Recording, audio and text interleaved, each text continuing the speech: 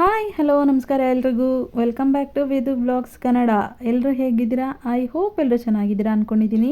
ಹಾಗೆ ನಾನು ಕೂಡ ಚೆನ್ನಾಗಿದ್ದೀನಿ. ಇದು ಬಂದು ಬುಧವಾರ ಬೆಳಗಿನ ಬ್ಲಾಗು. ಟೈಮ್ ಬಂದು 6 ಗಂಟೆ ಆಗಿದೆ.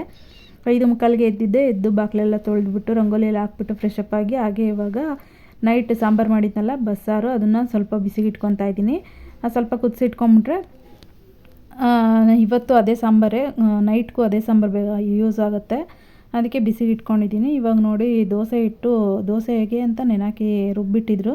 ಅದೆಲ್ಲ ಫರ್ಮೆಂಟೇಷನ್ ಆಗಿ ಎಲ್ಲ ಫುಲ್ಲು ಕೆಳಗಡೆ ಎಲ್ಲ ಉಕ್ಬಿಟ್ಟಿತ್ತು. ಅದನ್ನು ಇವಾಗೆಲ್ಲನೂ ನೀಟಾಗಿ ತಿರುಗಿಸ್ಬಿಟ್ಟು ಹಂಗೆ ಎಲ್ಲ ಕ್ಲೀನಾಗಿ ಸೈಡೆಲ್ಲನೂ ನೀಟಾಗಿ ಇದು ಮಾಡ್ಕೊತಾ ಇದ್ದೀನಿ. ಹಂಗೆ ಸ್ವಲ್ಪ ಹಂಗೆ ಬಾಕ್ಸ್ಗೆ ಎತ್ತಿಟ್ಬಿಡ್ತೀನಿ. ಇಷ್ಟು ಮಾಡ್ಕೊಳ್ಳಲ್ಲ, ಇರೋದೇ 3 ಜನ ಅಲ್ವಾ, ಜಾಸ್ತಿ ಏನು ಯೂಸ್ ಆಗೋಲ್ಲ. 2 ದೋಸೆ ಅಂದರೆ ಎಷ್ಟೊಂದು ಆಗೋಗ್ಬಿಡುತ್ತೆ. ಇದು ಜಾಸ್ತಿ ಹಿಟ್ಟಿದೆಯಲ್ಲ, ಅದನ್ನೊಂದು ಸ್ವಲ್ಪ ಬಾಕ್ಸ್ಗೆ ಹಾಕ್ಕೊಂಡು ಇನ್ನು ಉಳಿದಿರೋ ಹಿಟ್ಟಲ್ಲಿ ದೋಸೆ ಮಾಡ್ಕೊಳ್ಳೋಣ ಅಂತ ಇವಾಗೆಲ್ಲ ಎತ್ತಿಟ್ಕೊತಾ ಇದ್ದೀನಿ. ಹಾಗೆ ಇನ್ನೊಂದು ಕಡೆ ನೋಡಿ ಇವಾಗ ಕಾಫಿ ಮಾಡ್ಕೊತಾ ಇದ್ದೀನಿ. ಬೆಳಗ್ಗೆನೇ ಕಾಫಿ ಮಾಡಿದೆ ಒಂದು ಸಲ. ಅಲ್ಲೇ ಒಬ್ಬರು ಇಲ್ಲೇ ಪಕ್ಕದಲ್ಲಿದ್ದವರು ಒಬ್ಬರು ಹುಷಾರಿರಲಿಲ್ಲ, ಹಂಗೆ ಕೆಲ್ಸಕ್ಕೆ ಹೋಗೋಕ್ಕೆ ಅಂತ ಹೋಗ್ತಾ ಇದ್ದವರು ಸುಸ್ತಾಗ್ಬಿಟ್ಟು ಹಂಗೆ ಕುತ್ಕೊಂಡ್ಬಿಟ್ಟಿದ್ರು ಆಚೆನೇ ರೋಡಲ್ಲೇ. ಏನಾಯಿತು ಅಂತ ಹೋದಾಗ ಅವಾಗ ಅವ್ರು ಹುಷಾರಿಲ್ಲ ಅಂತ ಹೇಳ್ತಾ ಇದ್ರು. ಸೊ ಅದಕ್ಕೆ ಬನ್ನಿ ಅಂದ್ಬಿಟ್ಟು ಹೋಗಿ ಕಾಫಿ ಎಲ್ಲ ಇಟ್ಕೊಂಡು ಕೊಟ್ಬಿಟ್ಟು ಮಾತ್ರೆ ಎಲ್ಲ ಕೊಟ್ಟು ಬಿಸ್ಕೆಟೆಲ್ಲ ಕೊಟ್ಟು ಅವರು ಕುಡಿದ್ಬಿಟ್ಟು ಅವರು ಅಂದರೆ ಹೋದ್ರು. ಅವರು ಒಬ್ಬರೇ ಇದ್ದರೆ ಅಂದರೆ ಮಗ ಒಬ್ಬ, ಅವರು ಮೇಡಮ್ ಅವರೊಬ್ಬರೇ ಇರೋದು. ಅವರು ಹೋಟ್ಲಲ್ಲಿ ಕೆಲಸ ಮಾಡ್ತಾರೆ. ಪಾಪ ಫುಲ್ಲು ಸುಸ್ತಾಗಿ ಹೋಗ್ಬಿಟ್ಟಿದ್ರು. ಅದಕ್ಕೇ ಆಚೆ ಅದು ಏನು ಸುಮ್ಮನೆ ಹಂಗೆ ಹೋಗಿ ನಿಂತಾಗ ಗೊತ್ತಾಗಿದ್ದು. ಅವ್ರಿಗೆ ಕಾಫಿ ಎಲ್ಲ ಇಟ್ಕೊಂಡು ಕೊಟ್ಬಿಟ್ಟು ಅವ್ರು ಹೋದ್ಮೇಲೆ ಇವಾಗ ಮತ್ತೆ ನಾನು ಇವಾಗ ಕಾಫಿ ಇಟ್ಕೊತಾ ಇದ್ದೀನಿ. ನಮ್ಮ ಅಮ್ಮಂಗೆ ನಾನು ಕಾಫಿ ಇಟ್ಕೊಂಡು ಕುಡಿದ್ಬಿಟ್ಟು ಇವಾಗ ಹಂಗೆ ದೋಸೆಗೆ ಪಲ್ಯ ಮಾಡ್ಕೊಳ್ಳೋದಕ್ಕೆ ಆಲೂಗಡ್ಡೆನ ಬೇಯಕ್ಕೆ ಇಟ್ಕೊತಾ ಇದ್ದೀನಿ. ಆಲೂಗಡ್ಡೆ ಬೆಂದ್ಬಿಟ್ಟು ಆಲೂಗಡ್ಡೆ ಬೇಯೋಷ್ಟರಲ್ಲಿ ಈ ಕಡೆ ಈರುಳ್ಳಿ ಮೆಣಸಿನ್ಕಾಯಿ ಎಲ್ಲ ಹಚ್ಚಿಟ್ಕೊಂಡ್ಬಿಡ್ತೀನಿ. ಬೇಗನೆ ಕೆಲಸ ಮಾಡ್ಕೊಬೇಕು. 8:30 ಅಷ್ಟರಲ್ಲೆಲ್ಲ ನನ್ನ ಮಗ ಸ್ಕೂಲಿಗೆ ಹೋಗ್ಬೇಕಲ್ಲ. ಸೊ ಅದಕ್ಕೇ ಬೇಗನೆ ಎಲ್ಲ ಮಾಡ್ಕೊತಾ ಇದ್ದೀನಿ. ಈ ಕಡೆ ಆಲೂಗಡ್ಡೆ ಬೇಯಕ್ಕೆ ಇಟ್ಬಿಟ್ಟು ಈ ಕಡೆ ಈರುಳ್ಳಿ ಮತ್ತು ಮೆಣಸಿನ್ಕಾಯಿ ಎಲ್ಲನೂ ಹಚ್ಚಿಟ್ಕೊಬೇಕು. ಅಂದರೆ ಸಿಂಗಲ್ ಪೇರೆಂಟ್ಗಳಿದ್ರೆ ತುಂಬ ಅಂದರೆ ತುಂಬ ಕಷ್ಟ. ಮಗನ್ನ ಓದಿಸೋದಕ್ಕೋಸ್ಕರ ಅವರು ಹೋಟ್ಲಲ್ಲಿ ಕೆಲಸ ಮಾಡ್ತಾರೆ. ಅವರು ಕೆಲಸ ಮಾಡೋಕ್ಕೆ ಹೋಗಿತ್ತವ ಹಂಗೆ ಲಂಚ್ ಬಾಕ್ಸ್ಗೆ ಮಗನಿಗೆ ಬಾಕ್ಸ್ಗೆ ಹಾಕೊಂಡು ಕೊಟ್ಬಿಟ್ಟು ಅವರು ಪಾಪ ಸ್ಕೂಲಿಗೆ ಬಿಟ್ಬಿಟ್ಟು ಹೋಗ್ತಾರೆ. ಸಿಕ್ಕಾಬಟ್ಟೆ ಕಷ್ಟ ಇದೆ ಲೈಫು. ಪಾಪ ನೋಡಿದ್ರೆ ಅಯ್ಯೋ ಅನಿಸ್ಬಿಡ್ತು. ಅವರು ಅಂದರೆ ಒಂಥರ ಸಣ್ಣಕ್ಕೆ ಫುಲ್ಲು ಇರೋದು, ಅವರೊಬ್ಬರೇ ಮನೆ ಮೇಂಟೆನೆನ್ಸ್ ಮಾಡಬೇಕು. ಅವರು ಬೆಳಗ್ಗೆ ಸುಸ್ತು ಅಂದ್ಬಿಟ್ಟು ಕೂತಿದ ತಕ್ಷಣವೇ ಒಂಥರ ಬೇಜಾರಾಗೋಯ್ತು. ಈ ಥರನೂ ಲೈಫ್ ಇರುತ್ತಲ್ಲಪ್ಪ ಅಂತ. ನಾವು ಎಲ್ಲ ಕಷ್ಟನೂ ಅನುಭವಿಸೇ ಬಂದಿರೋದು. ಬಟ್ ಆದರೆ ಸಿಂಗಲ್ ಪೇರೆಂಟ್ಗಳು ತುಂಬ ಅಂದರೆ ತುಂಬ ಕಷ್ಟಪಡಬೇಕು. ಆ ಮಗನ ಸಾಕೋದಕ್ಕೆ ಎಷ್ಟೆಲ್ಲ ಕಷ್ಟಪಡ್ಬೇಕು ನೋಡಿ ಅವರು. ಅದನ್ನು ಬೆಳಗ್ಗೆನೇ ನೆನೆಸ್ಕೊಂಡ್ರೆ ಒಂಥರ ಬೇಜಾರಾಗೋಯ್ತು. ಏನೂ ಮಾಡೋಕ್ಕಾಗಲ್ಲ. ಲೈಫ್ ಹೆಂಗಿರುತ್ತೋ ಆ ಥರ ಮೂವ್ ಆಗ್ತಾನೇ ಇರಬೇಕು. ಏನೂ ಮಾಡೋಕ್ಕಾಗೋದಿಲ್ಲ. ಇವಾಗ ಇನ್ನೊಂದು ಕಡೆ ನೋಡಿ ಅದೆಲ್ಲ ಈರುಳ್ಳಿ ಎಲ್ಲ ಹಚ್ಕೊಂಡು ಎಲ್ಲ ಇಟ್ಟಿದ್ದೀನಿ. ಇನ್ನೂ ಆಲೂಗಡ್ಡೆ ಬೆಂದಿಲ್ಲ. 4-5 ವಿಷಲ್ ತೊಗೊಂಡ್ರೂ ಆಲೂಗಡ್ಡೆ ಬೆಂದಿರಲಿಲ್ಲ. ಮತ್ತೆ ತಿರ್ಗಾ ನಾನು ನೀರು ಬಸ್ಬಿಟ್ಟಿದ್ದೆ. ತಿರ್ಗಾ ಅದು ಬೆಂದಿರಲಿಲ್ಲ. ತಿರ್ಗಿ ಇನ್ನೊಂದು ಸಲ ಬಿಸಿ ನೀರು ಕಾಯಿಸ್ಬಿಟ್ಟು ಹಾಕ್ಬಿಟ್ಟು ತಿರ್ಗಾ ಒಂದು 2 ವಿಷಲ್ ತೊಗೊಂಡಿದ್ದೀನಿ. ಅದು ಸ್ವಲ್ಪ ಕೂಲ್ ಆಗಲಿ ಅಂತ ಬಿಟ್ಟು ಈ ಕಡೆ ಇವಾಗ ಚಟ್ನಿಗೆ ರುಬ್ಕೊತಾ ಇದ್ದೀನಿ. ಫಸ್ಟು ಇದು ಶೇಂಗಾ ಇರುತ್ತಲ್ಲ, ಅಂದರೆ ಕಡಲೆ ಬೀಜ, ಅದನ್ನು ಹುರ್ಕೊತಾ ಇದ್ದೀನಿ. ಚೆನ್ನಾಗಿ ಡ್ರೈ ರೋಸ್ಟ್ ಮಾಡಿಕೊಂಡು ಅದೆಲ್ಲ ಹುರ್ಕೊಂಡಾಯಿತು. ಇವಾಗ ಹಸಿರು ಮೆಣಸಿನ್ಕಾಯಿ ಸ್ವಲ್ಪ ಹುರ್ಕೊತಾ ಇದ್ದೀನಿ.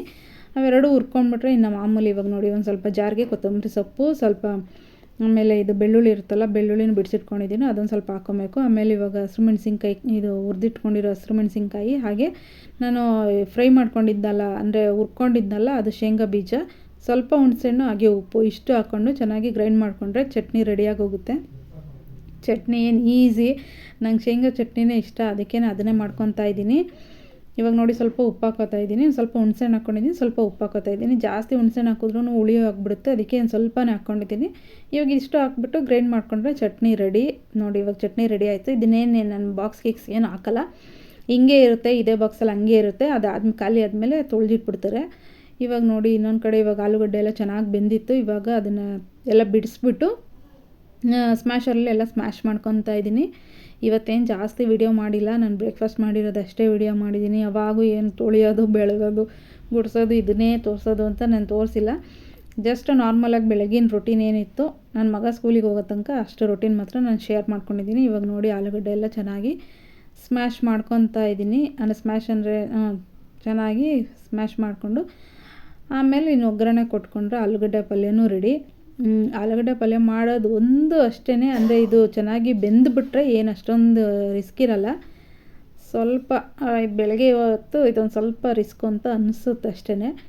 ಆದರೆ ಚೆನ್ನಾಗಿ ಬೆಂದುಬಿಟ್ರೆ ಟೈಮ್ ತೊಗೊಳ್ಳೋದು ಅದೊಂದೇ, ಆಲೂಗಡ್ಡೆದು ಒಂದೇ. ಬೇರೆ ಎಲ್ಲ ಈಸಿ. ಚಟ್ನಿ ರುಬ್ಬಿ ದೋಸೆ ಹಾಕೋದಂತೂ ತುಂಬ ಈಸಿನೇ. ಈ ಪಲ್ಯ ಇರೋದ್ರಿಂದ ಸ್ವಲ್ಪ ಚೂರು ರಿಸ್ಕ್ ಅನಿಸುತ್ತೆ ಅಷ್ಟೇ. ಇವಾಗ ನೋಡಿ ಎಣ್ಣೆ ಹಾಕೋತಾ ಇದ್ದೀನಿ ಒಂದು ಬಾಣಲಿಗೆ. ಮಾಮೂಲಿ ಎಲ್ಲರೂ ಮಾಡೋ ಥರನೇ ಮಾಡ್ತಾಯಿದ್ದೀನಿ.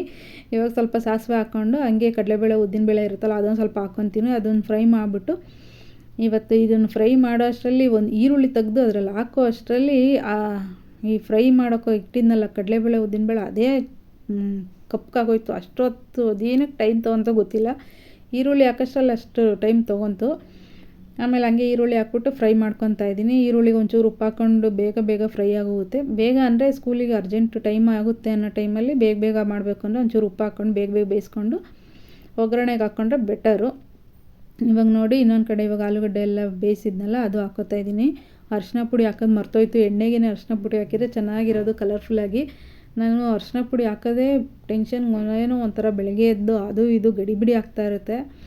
ಅದರಲ್ಲಿ ನೋಡಿ ಇವಾಗ ಆಲೂಗಡ್ಡೆ ಹಾಕ್ಬಿಟ್ಟು ಕೊತ್ತಂಬರಿ ಸೊಪ್ಪು ಹಾಕ್ಬಿಟ್ಟು ಉಪ್ಪು ಹಾಕ್ಬಿಟ್ಟು ಇವಾಗ ನಾನು ಎಲ್ಲೋ ಪೌಡರ್ ಹಾಕ್ಕೊತಾ ಇದ್ದೀನಿ. ಎಲ್ಲೋ ಪೌಡರ್ ಹಾಕ್ಕೊಂಡು ಆಮೇಲೆ ಮಿಕ್ಸ್ ಮಾಡ್ಕೊತಾ ಇದ್ದೀನಿ. ಇದು ಏನಿಲ್ಲ, ಹಂಗೆ ಚೆನ್ನಾಗೇ ಬಂತು, ಕಲರ್ಫುಲ್ಲಾಗೆ ಚೆನ್ನಾಗಿ ಬಂತು, ಏನು ಪ್ರಾಬ್ಲಮ್ ಏನಿಲ್ಲ. ಟೇಸ್ಟು ಚೆನ್ನಾಗಿತ್ತು. ನಾನೇನು ನೀರು ಪಾರು ಏನೂ ಹಾಕಲ್ಲ, ಹಿಂಗೇ ನೀಟಾಗಿ ನೋಡಿ ಇದನ್ನು ನೀಟಾಗಿ ಸ್ಮ್ಯಾಶ್ ಮಾಡಿಕೊಂಡು ಹಂಗೇ ಈ ಜಾಲರದಲ್ಲೇ ಇದು ಮಾಡ್ಕೊತೀನಿ. ಎಕ್ಸ್ಟ್ರಾ ನಾನು ನೀರು ಚುಂಗ್ಸೋದು ನೀರು ಹಾಕೋದು ಏನೂ ಮಾಡಲ್ಲ. ನಮ್ಮ ಮನೇಲಿ ನಮ್ಮಮ್ಮ ತಿನ್ನಲ್ಲ ನೀರು ಹಾಕಿದ್ರೆ. ಅದಕ್ಕೆ ಇಷ್ಟೇ ನೋಡಿ, ಇವಾಗ ಇಷ್ಟ ಆಯಿತು, ರೆಡಿ ಆಯಿತು ಪಲ್ಯ. ಇದನ್ನ ಇವಾಗ ಮುಚ್ಚಿಟ್ಬಿಟ್ಟು ಇವಾಗ ದೋಸೆ ಹಾಕೊಂಡು ಕೊಟ್ಬಿಡೋಣ ಅಂತ.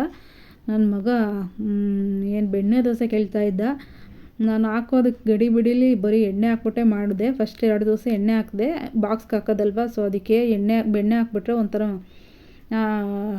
ಮಧ್ಯಾಹ್ನ ಬಾಕ್ಸಲ್ಲಿ ಒಂಥರ ಆಗಿಬಿಡುತ್ತೆ. ಅದಕ್ಕೇ ಫಸ್ಟ್ 2 ದೋಸೆನ ನಾನು ನಾರ್ಮಲಾಗಿ ಎಣ್ಣೆ ಹಾಕಿ ಸುಟ್ಟೆ. ಅವ್ನು ಇಲ್ಲಿ ತಿನ್ನೋದಕ್ಕೆ ಮಾತ್ರ ಬೆಣ್ಣೆ ಹಾಕ್ಬಿಟ್ಟು ಹಾಕ್ಕೊಟ್ಟಿದ್ದೀನಿ. ಇವಾಗ ನೋಡಿ ದೋಸೆ ಎಲ್ಲ ಹಾಕಿದ್ದೀನಿ. ಇವಾಗ ಮಾಮೂಲಿ ನಾನು ಹೇಳಿದ್ನಲ್ಲ ಖಾರದ ಪುಡಿ ಸ್ವಲ್ಪ ಉಪ್ಪು ಹಾಕ್ಕೊಂಡು ಮಸಾಲೆ ದೋಸೆಗೆ ಮಾಡ್ಕೊಂಡಿದ್ದೀನಿ. ಅಂದರೆ ಅಚ್ಕಾರದ ಪುಡಿ ಸ್ವಲ್ಪ ಉಪ್ಪು ಇಷ್ಟು ಹಾಕೊಂಡು ನೀರು ಹಾಕೊಂಡು ಕಲಿಸ್ಕೊಂಡಿರೋ ಅದು ಪೇಸ್ಟ್ ಅಷ್ಟೇ.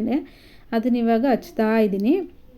ಅದು ಹಚ್ಬಿಟ್ಟು ದೋಸೆ ಬೆಂದಮೇಲೆ ತಿರ್ವಾಕಿದ್ರೆ ಮುಗೀತು. ಬೇಕು ಅಂದರೆ ಮಧ್ಯೆ ಆಲೂಗಡ್ಡೆ ಪಲ್ಯ ಇಟ್ಕೊಂಡು ತಿನ್ನಿಸ್ಬೋದು. ಬಟ್ ಆದರೆ ಇದು ಬಾಕ್ಸ್ಗೆ ಹಾಕೋದಲ್ವ, ಅದಕ್ಕೆ ನಾನೇನು ಮಧ್ಯೆ ಆಲೂಗಡ್ಡೆ ಪಲ್ಯ ಏನು ಹಾಕಿಲ್ಲ. ಇದನ್ನ ಹಂಗೇ ಇವಾಗ ನೀಟಾಗಿ ಮಡಚ್ಬಿಟ್ಟು ಬಾಕ್ಸ್ಗೆ ಹಾಕ್ಕೊತೀನಿ. ಇವಾಗ ನೋಡಿ ಇದು ಇಷ್ಟು ನಿಜ ಹೇಳ್ತೀನಿ, ಇದು ಮಸಾಲೆ ದೋಸೆದು ಇದು ಪೇಸ್ಟು ಅದು ಇದು ಎಲ್ಲ ಹಾಕಿ ರುಬ್ಬಿ ಮಾಡ್ತಾರಲ್ಲ, ನನಗೇನು ಅದೇನು ಅವೆಲ್ಲ ಹಾಕಿ ಮಾಡೋದಕ್ಕಿಂತ ಇದೊಂದೇ ಪೇಸ್ಟೇ ಸಾಕು ಅನಿಸುತ್ತೆ. ನನಗೆ ತುಂಬ ಇಷ್ಟ ಆಯಿತು ಈ ಥರದ್ದು. ಅದಕ್ಕೆ ಯಾವಾಗ ಮಾಡಿದ್ರೂ ದೋಸೆನ ಇದೊಂಚೂರು ಪುಡಿ ಹಾಕ್ಕೊಂಡು ಸ್ವಲ್ಪ ಉಪ್ಪು ಹಾಕ್ಬಿಟ್ಟು ಕಲಿಸ್ಬಿಟ್ಟೇ ನಾನು ದೋಸೆ ಮೇಲೆ ಹಾಕ್ಬಿಟ್ಟೆ ಮಾಡ್ಕೊತೀನಿ. ಟೇಸ್ಟ್ ಏನು ಚೆನ್ನಾಗಿರುತ್ತೆ, ತುಂಬ ಚೆನ್ನಾಗಿರುತ್ತೆ. ಸೇಮ್ ಮಸಾಲೆ ದೋಸೆ ಥರನೇ ಇರುತ್ತೆ. ಇವಾಗ ನೋಡಿ ಇದೆಲ್ಲ ಹಾಕ್ಕೊಂಡಿದ್ದೀನಿ. ಅವ್ನಿಗೊಂದು 2 ಅಷ್ಟು ನಾನು ಇವಾಗ ಹಾಕ್ಕೊಂಡಿದ್ದೀನಿ. 2 ಹಾಕೋದು, ಜಾಸ್ತಿ ಏನು ತಿನ್ನಲ್ಲ ಅವನು. 2 ಹಾಕಿದ್ದೀನಿ. ಶಾರ್ಟ್ ಬ್ರೇಕು ಅದೇ ಮತ್ತು ಲಂಚ್ ಬ್ರೇಕು ಅದೇ, ಒಂದೊಂದು ತಿನ್ಕೊತಾನೆ ಅಷ್ಟೇ. ಇವಾಗ ನೋಡಿ 2 ದೋಸೆ, ಸ್ವಲ್ಪ ಚಟ್ನಿ ಹಾಕಿದ್ದೀನಿ, ಗಟ್ಟಿನೇ ಇತ್ತು ಚಟ್ನಿ ಹಾಕಿದ್ದೀನಿ. ಹಂಗೆ ಇವಾಗ ಸ್ವಲ್ಪ ಆಲೂಗಡ್ಡೆ ಪಲ್ಯ ಹಾಕ್ಬಿಟ್ಟು ಒಂದು ಹೇಳಿದ್ನಲ್ಲ ಇದು ಚಾಕ್ಲೇಟು ಅದೊಂದು ಹಾಕ್ತಾಯಿದ್ದೀನಿ. ಇಷ್ಟೇ ನಾನು ಇವತ್ತು ವೀಡಿಯೋ ಮಾಡಿದ್ದು. 8 ಮಿನಿಟ್ಸ್ ಅಷ್ಟೇ ಇರೋದು. ಈ ವಿಡಿಯೋ ಇಲ್ಲಿಗೆ ಎಂಡ್ ಮಾಡ್ತಾಯಿದ್ದೀನಿ. Thank you for watching.